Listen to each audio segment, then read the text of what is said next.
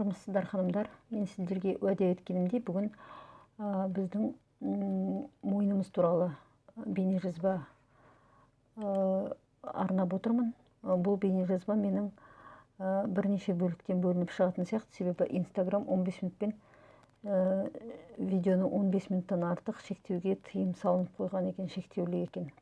Сол себептен мен сіздерге 15 минуттан бөліп бірнеше бөлек бейнежазба салатын боламын.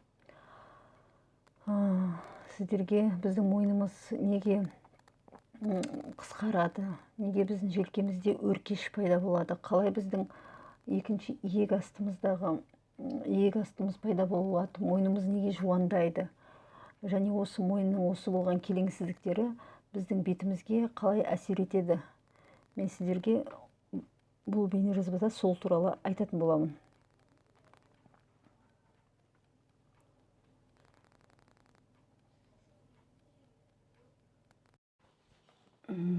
Мен алдымен сіздерге біздің мойнымыздың бұлшық еттері мен құрылысын көрсетіп кеткім келіп тұр. Біздің мойнымыз қысқарған кезде, қысылған кезде, омыртқамыз қисайған кезде бізде қандай өзгерістер болатынын білу үшін алдымен сіздер бұлшық еттің орналасқанын білгендеріңіз үшін, мынау біздің желке тұсымыздан қарағандағы бұлшық еттеріміз мойнымыздағы. Мына көріп отырғандарыңызда кеше міне желкедегі, мен сіздерге өткен жазбада айтқам, желкедегі мына бұлшық еттер қысылып итерілген кезде мына жердегі тамырлардың бәрін қысады. Сол себептен мына бұлшық еттердің бәрі босаңсу керек. Осы бұлшық еттердің тырысуы, мына қараңыз, арт жағының өзінде мына ішкі жағының бұлшық еттері қаншама екен. Бұл ішкі жағының бұлшық еттері. Мынау алдыңғы жағының ішкі бұлшық еттері. Қаншама бұлшық ет орналасқан, байқадыңыздар ма? Мойында мойынның бұлшық етімен жұмыс істеу, мынау сыртқы бұлшық еттері, қараңыздар. Жаңағы алдыңғы мынандай бұлшық ет ішкісі, мынау сыртқы бұлшық еттері жауып тұрған. Мынау да артының сыртқы бұлшық еті. Енді қараңыздар, бұл бұлшық еттер негізінде мойынның бұлшық еттерімен жұмыс істеу бет бұлшық еттеріне қарағанда оңайлау болады.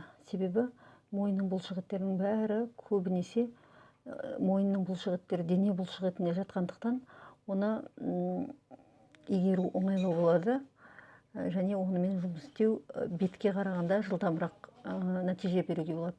Себебі мына мойынның бұлшық еттерінің көбі барлығы дейлік ұзыннан орналасқан тіке, жоғарыдан төменге, төменнен жоғарыға. Сол себептен бұл бұлшық еттермен жұмыс істеу бетке қарағанда оңайлау келеді. Ол біріншіден. Сонда енді қараңыздар сіздер, біз жаңағы мойнымызды бүкірейтіп, желкемізді бүкірейтіп, омыртқамызды қисайтқан кезде, неге біздің омыртқамыз қисаятынын түсіну үшін көрсетіп отырмын мен сіздерге. Мына бұлшық еттеріңіз тырысып, бетіп жиналған кезде, мына қаншама қалың бұлшық ет, осының бәрі сүйектің бәрін, негізінде ең бірінші бастамасы осы бұлшық еттен басталады. Мойынның бұзылуының, жаңағы осанканың, омыртқаның, жаңағы мойын тұсының бүкіреуінің барлығы осы бұлшық етке байланысты болады. Осы бұлшық еттеріңіз тырысып жиналған кезде, ең басында тырысып жиналып бастайды. Уақыт өте келе, ол жиналғаннан кейін, мынанша бұлшық ет тырысып жиналғаннан кейін, уақыт өте, жылдар өте келе, осы бұлшық еттердің сүйектің күші келмейтін бұлшық еттерге қарсы тұруға. Бастың өзінің салмағы бар қосымша. Мына бұлшық еттер мысалы тырысып қан кезде омыртқа шамасы келмейді жоғары көтеруге. Ол амал жақтан төмен қарай кетіледі.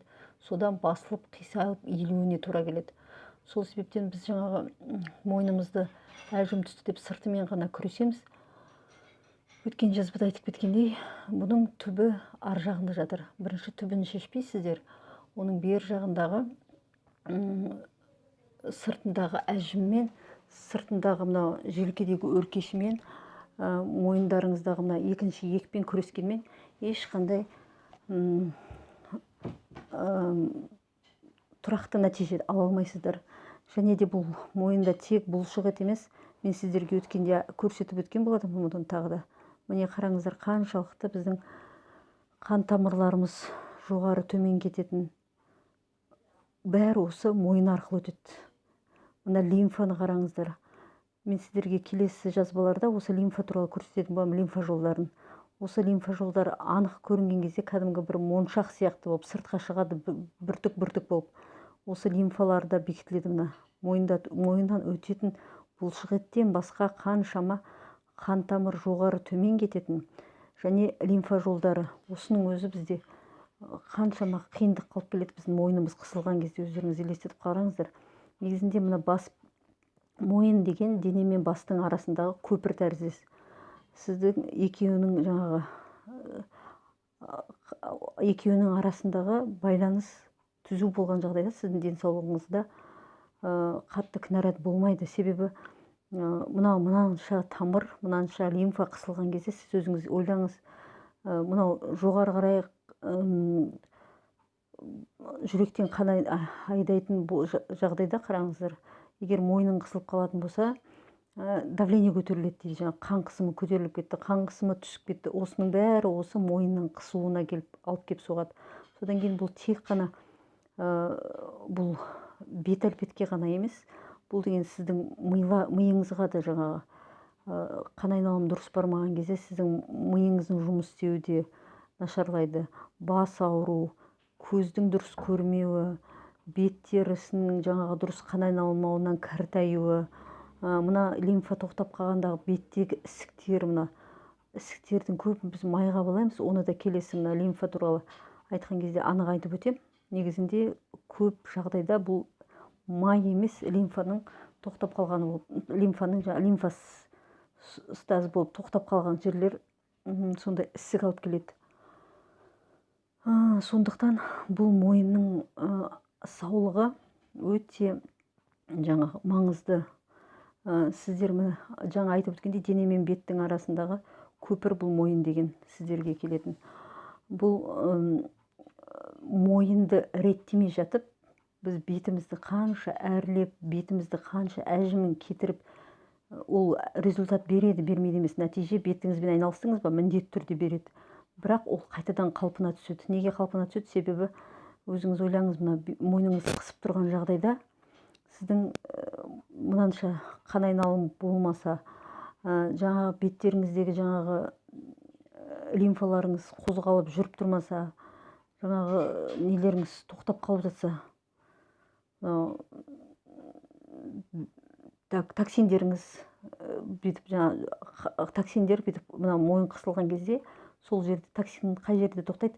Токсин бетпен май қабат болады ғой, бетпен ненің арасында, сол май қабат жерлерге токсиндер тоқтап қалады.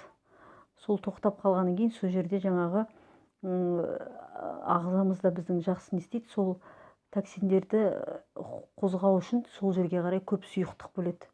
Сол көп сұйықтықты бөлген кезде жаңағы лимфаны, жаңағы тұрып қалған токсиндерді ағызуға тырысады.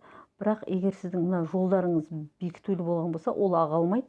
Сол жерде қалады токсин, және сол сұйықтықпен бірге қоюланып, сол май сияқты болып қалады. Содан кейін бұл жаңағы ісік болып тұр. Сонда бұл жаңағы май токсинмен сұйықтықтан қосылған ісік негізінде болып, көбіне сондай жағдай болып келеді. Келесі сабақта анық мен сіздерге көрсетемін ол туралы. Сондықтан мойынның маңызы туралы осы сабақта айтып беретін боламын. Содан кейін мына желкенің тұсы сіздерге айтып өткен. Желкенің тұсы жаңағы көзге ғана емес, бүкіл бет әлпетке байланысты деп айттым. Желкеңіздің де тұсының тырысуы. Содан кейін мына мойынның алдыңғы жағының тартылуы, мына төмен жақтағы платизмаға кетіп қалуы. Осы мойынға байланысты, егер мойныңызды жөндейтін болсаңыз, бетіңіздің төменгі 1/3 бөлігі де осы мойынмен бірге ретке келетін болады. Себебі сіз бетіңіздің төмен жағын қанша жөндеңіз, егер сіз мойныңызды ретке келтірмесеңіз, мына мойынға жалғасып тұрған мына бұлшық еттер, қараңыздар, қанша мына бұлшық ет мысалы мойынға жалғасып тұр сыртындағы. Осы бұлшық еттер деген төмен қарай тартып тұрса, бұл сіз мына неңізді, аузыңыздың шетінің бұлшық етін босаңсытып, аузыңызды қанша көтерсеңіз де, мына екінші иегіңізді де ешқандай ештеңкені мына мойынды жөндемей тұрып кетіре алмайсыздар. Мына екі жақтағы салбыраған бет пішінінің кетіп қалуы да мынау жақ бұрышының кетуі де барлығы тек қана осы мойын арқылы кетеді. Сол себептен ең бірінші мойынды ретке келтірмей тұрып, біз бетке қарай ешқандай ештеңке істей алмаймыз. Енді осы мойынның осындай күйге түскеннен қандай нәтижелер болатынын мен сіздерге келесі жазбада жазып кететін боламын.